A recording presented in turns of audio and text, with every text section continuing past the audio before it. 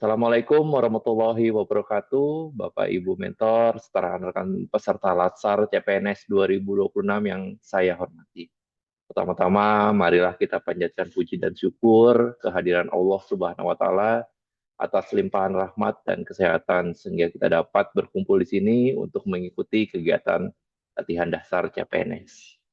Perkenalkan, kami dari kelompok 2 angkatan 11 akan menyampaikan presentasi dengan topik berorientasi pelayanan, salah satu nilai utama dalam budaya kerja ASN, yang dikenal dengan akronim berakhlak. Presentasi kami akan membackup 3 hal pokok: identifikasi kasus nyata yang terjadi di lapangan, analisis mendalam terhadap penyebabnya, serta solusi strategis yang dapat kita terapkan bersama. Kami mohon perhatian dan partisipasi aktif dari Bapak Ibu selama presentasi berlangsung. Terima kasih. Selanjutnya, seperti yang tertera di layar, presentasi ini kami beri judul Berorientasi Pelayanan, Identifikasi Kasus, Analisis Penyebab, dan Solusi Strategis dalam kerangka nilai berakhlak di lingkungan Kementerian Imigrasi dan Pemasyarakatan. Kelompok 2 Angkatan 11 kami terdiri dari 5 orang anggota. Yang pertama, saya sebagai pembicara pertama, Yuni Anma Pratama Nitias. Selanjutnya ada anggota atas nama Fadia Hasni Aulia, selanjutnya Fahmi Firdaus, Napis Ahmad Ramli, dan Nur Hidayat. Kami berharap presentasi ini tidak hanya menjadi secara tugas Latsar, tapi juga menjadi refleksi bersama tentang bagaimana kita sebagai ASN baru harus mulai pengabdian dengan benar, dengan hati yang berorientasi pada pelayanan. Selanjutnya, slide kedua. Apa itu berorientasi pelayanan? Sebelum kita masuk ke kasus, ada sebaiknya kita pahami dulu apa sebenarnya makna berorientasi pelayanan. Berdasarkan Permen RB nomor 22 tahun 2021 tentang nilai berakhlak, berorientasi pelayanan didefinisikan sebagai komitmen untuk memberikan pelayanan prima demi kepuasan masyarakat. ASN tidak lagi berposisi sebagai penguasa birokrasi, melainkan sebagai pelayanan publik yang tulus, cepat, dan berkualitas. Ada 3 pilar utama dalam nilai ini. Pertama, memahami kebutuhan. Artinya kita harus proaktif mengenali apa yang sebenar-benarnya dibutuhkan masyarakat sebagai pengguna layanan. Bukan hanya menunggu keluhan datang. Kedua, ramah dan solutif. Setiap interaksi dengan masyarakat harus dilakukan dengan sikap ramah, cekatan, dan mampu memberikan solusi, bukan mempersulit. Ketiga, memperbaiki berkelanjutan. Pelayanan bukan sesuatu yang statis, kita harus terus berinovasi, mengikuti perkembangan kebutuhan dan harapan masyarakat. Ketiga pilar inilah yang akan menjadi tolak ukur ketika kita menjadi ataupun melihat kasus berikutnya. Untuk selanjutnya akan dijelaskan oleh rekan saya, silakan. Kita masuk ke inti permasalahan. Kami memaparkan kondisi nyata yang terjadi di lapangan, rendahnya kualitas pelayanan publik di unit kerja. Ada 3 permasalahan utama yang teridentifikasi. Pertama, keterlambatan layanan. Waktu tunggu masyarakat rata-rata mencapai 3 hingga 4 jam, jauh melampaui standar SOP yang menargetkan 1 jam. Kedua, komunikasi yang tidak efektif. Petugas kurang mampu memberikan informasi yang jelas. Akibatnya, masyarakat kebingungan soal persyaratan dan prosedur yang harus dipenuhi sehingga harus bolak-balik karena informasi yang tidak lengkap sejak awal. Ketiga, prosedur yang berbelit. Alur birokrasi yang panjang dan berulang ditambah persyaratan yang tidak relevan membuat masyarakat merasa dipersulit bukan dibantu. Data survei kepuasan masyarakat tahun 2023 mencatat indeks kepuasan masyarakat atau IKM unit kerja hanya berada di angka 68,4%, yang berarti masuk kategori cukup. Namun jauh dari memuaskan, ini adalah alarm yang perlu kita tanggapi serius. Untuk slide selanjutnya akan dilanjutkan oleh rekan kerja saya. Selanjutnya, hasil analisis tim mengenai masalah utama yang kita hadapi yaitu rendahnya kualitas pelayanan. Untuk membedah masalah ini sampai ke akarnya, kami menggunakan diagram fishbone agar kita bisa melihat keterkaitan antar faktor secara menyeluruh.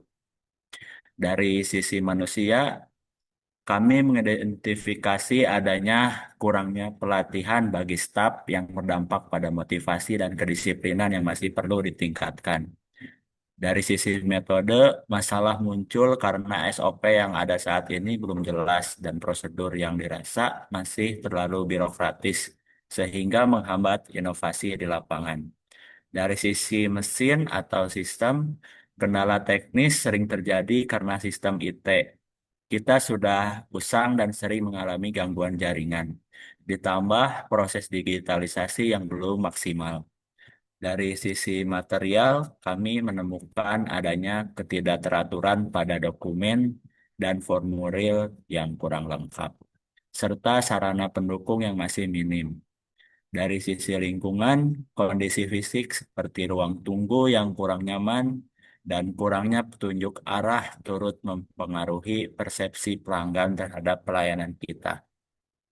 Dan terakhir, dari sisi pengukuran, belum adanya evaluasi rutin dan target yang tidak terukur membuat kita sulit memantau sejauh mana kualitas pelayanan telah berjalan.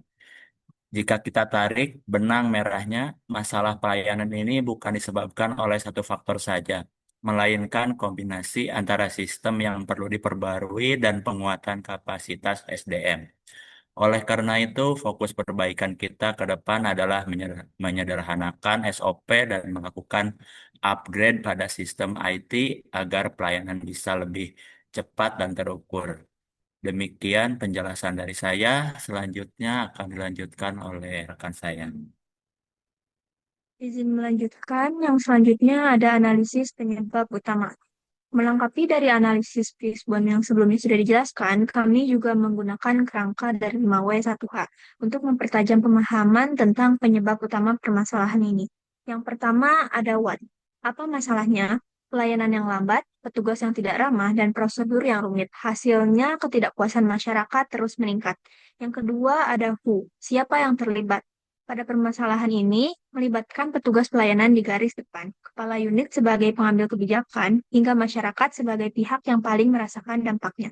Yang ketiga, where, di mana terjadinya? Di semua titik interaksi layanan, paket layanan, ruang tunggu, sistem online, hingga seluruh touch point layanan unit kerja. Lalu yang selanjutnya ada when. Kapan paling kritisnya? Paling kritisnya itu pada jam-jam sibuk antara pukul 8 hingga pukul 12 siang dan pada akhir bulan ketika volume pemohon melonjak drastis. Lalu yang selanjutnya ada why. Mengapa bisa terjadi? Karena sumber daya manusia kurang terlatih, sistem IT yang tertinggal zaman, dan budaya kerja yang belum sepenuhnya berorientasi kepada kepuasan pengguna layanan. Lalu yang terakhir ada how. Apa dampaknya? Dampaknya sendiri, kepercayaan publik terus menurun dan citra institusi pemerintahan terus tergerus di mata masyarakat. Analisis inilah yang mempertegas bahwa kita membutuhkan solusi yang menyeluruh, bukan parsial. Selanjutnya akan dijelaskan oleh kawan saya. Oke, izin. Sebelumnya saya akan menjelaskan tentang slide berikutnya, yaitu alternatif solusi strategis. Yaitu setelah mengidentifikasi masalah dan penyebabnya secara mendalam, kini saatnya kita berbicara tentang solusi. Kami merumuskan 5 alternatif solusi strategis yang saling melengkapi. Solusi untuk pertama yaitu pelatihan dan pengembangan SDM. Ini adalah fondasi utama. Pelatihan service excellent yang dilakukan secara berkala, workshop komunikasi efektif, serta studi banding ke unit pelayanan terbaik akan membangun kapasitas dan mentalitas terbuat dalam melayani masyarakat. Dampak yang diharapkan yaitu tinggi. Solusi yang kedua yaitu digitalisasi dan otomasi layanan. Pengembangan aplikasi antrian online, sistem pelacakan status layanan secara real-time, dan penggunaan tanda tangan elektronik akan memangkas waktu tunggu dan meningkatkan transparansi. Dampak yang diharapkan yaitu tinggi. Untuk solusi yang ketiga yaitu penyederhanaan prosedur atau SOP. Melalui review menyeluruh terhadap alur layanan, pemangkasan persyaratan yang tidak relevan, dan penerapan pelayanan terpadu satu pintu (PTSP). Pelayanan akan menjadi lebih sederhana, cepat, dan berpihak kepada masyarakat. Dampak yang diharapkan yaitu tinggi. Untuk solusi yang keempat yaitu membangun budaya pelayanan prima. Pemberian reward kepada pegawai terbaik setiap bulan. Penyerapan fakta integritas layanan dan morning briefing dengan orientasi kepada pelanggan akan perlahan mengubah budaya kerja dari dalam. Dampak yang diharapkan yaitu sedang namun bersifat jangka panjang. Solusi yang terakhir yaitu ada monitoring dan evaluasi berkelanjutan. Survei IKM rutin setiap kuartal, dashboard real time untuk memantau kepuasan masyarakat, dan rapat evaluasi bulanan akan memastikan perbaikan berjalan konsisten dan terukur. Dampak yang diharapkan sedang namun kritis untuk keberlanjutan. Untuk slide berikutnya akan dijelaskan oleh teman saya. Untuk slide selanjutnya akan dijelaskan oleh saya. Slide ini menjelaskan tentang rencana aksi implementasi yang terstruktur dan terukur. Program pertama yaitu pelatihan Service Excellence akan dilaksanakan pada bulan pertama hingga kedua di bawah tanggung jawab Kepala Bidang SDM. Targetnya outputnya adalah 100% staf telah mendapatkan pelatihan dengan indikator keberhasilan berupa sertifikat pelatihan yang diterbitkan. Untuk program kedua, yaitu pengembangan aplikasi antrian online, akan diselesaikan pada bulan pertama hingga ketiga oleh tim IT dan inovasi. Sistem ditargetkan go live dengan indikator waktu tunggu masyarakat turun menjadi di bawah 30 menit.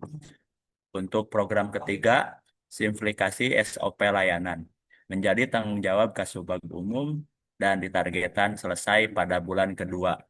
SOP baru diterbitkan dengan target pengurangan persyaratan sebesar 40%. Untuk program keempat, yaitu reward pelayanan terbaik, dijalankan setiap bulan oleh kepala unit untuk mendorong motivasi staf. Indikatornya adalah tingkat kepuasan pegawai yang mencapai minimal 80%. Dan program kelima yaitu survei IKM kuartalan. Dilaksanakan oleh tim Monep setiap 3 bulan. Target akhir tahun adalah IKM mencapai angka 85 atau lebih.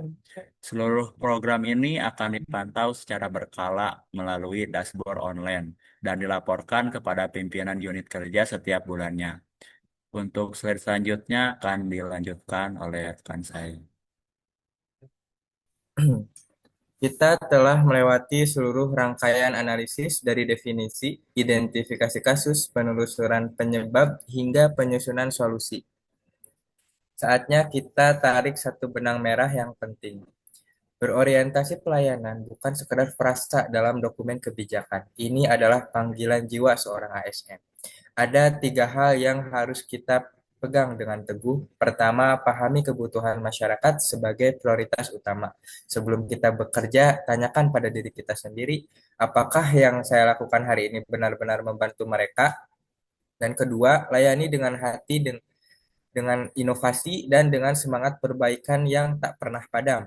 Pelayanan bukan rutinitas, ia adalah wujud nyata dari integritas dan dedikasi kita. Ketiga, ukur kepuasan dan terus berinovasi tanpa henti. Karena pelayanan yang baik hari ini bisa menjadi standar yang perlu ditingkatkan lagi esok hari. Seperti yang tertulis di slide ini, pelayanan terbaik adalah saat masyarakat merasa dihargai dan terbantu. Mari kita jadikan kalimat itu bukan slogan, tetapi janji kita yang kita pegang sejak hari pertama kita menjadi seorang ASN. Demikianlah presentasi dari kelompok 2 kami tentang berorientasi pelayanan dalam kerangka nilai berakhlak. Kami menyadari bahwa masih banyak kekurangan dalam penyampaian ini. Oleh karena itu, kami sangat terbuka terhadap masukan, pertanyaan, dan saran yang membangun dari Bapak Ibu maupun rekan-rekan peserta. Sebelum kami tutup, kami ingin menyampaikan satu refleksi sederhana. Kita baru memulai perjalanan sebagai ASN, tapi justru di awal inilah kita harus menanamkan dengan kuat bahwa kita hadir bukan untuk dilayani, melainkan untuk melayani. Atas perhatian dan kesempatan yang diberikan, kami ucapkan terima kasih yang sebesar-besarnya. Wassalamualaikum warahmatullahi wabarakatuh.